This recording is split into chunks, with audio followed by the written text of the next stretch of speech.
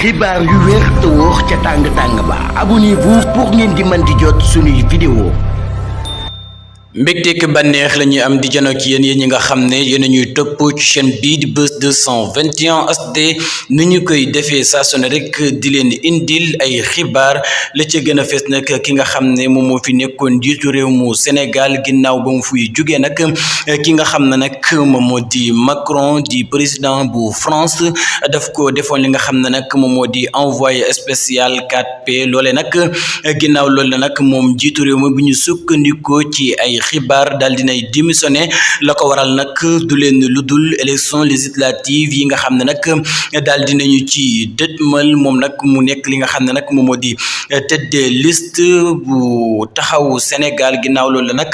moom jiitu réew ma woon Macky Sall nag fas yéene démissionné ci envoyé spécial boobee nga xam ne nag kii di njiital France di Macron ginnaaw bi nga xam ne nag jóge na ci réew mi ba mu ko tabbee nag moom jamono ji nag pare na ngir wan ginnaaw loolu le nag